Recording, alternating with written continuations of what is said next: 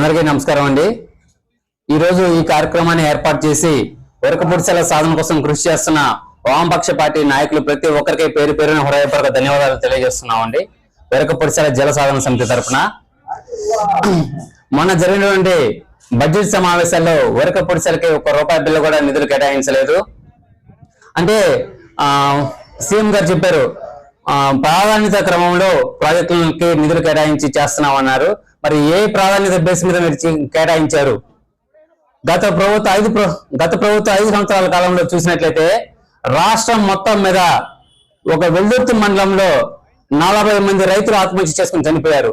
ఇది రాష్ట్రం మొత్తం మీద రికార్డు చూసుకోవచ్చు।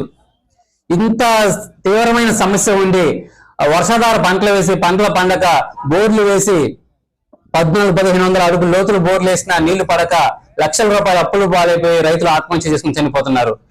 ఇవేవి మీకు ప్రాధాన్యత క్రమంలో కనిపించలేదా?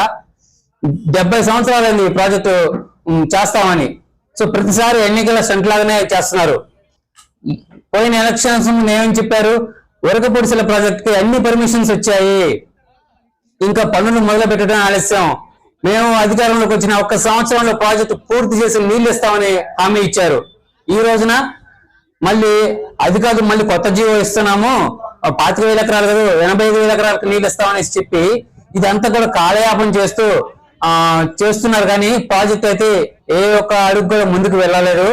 కాబట్టి రేపు 21వ తారీఖున చంద్రబాబు నాయుడు గారు దీని మీద ఒక స్పష్టమైన హామీ ఇచ్చి ప్రాజెక్టుని ఇమ్మీడియట్ గా మొదలు పెట్టాలని మేము డిమాండ్ చేస్తున్నాం।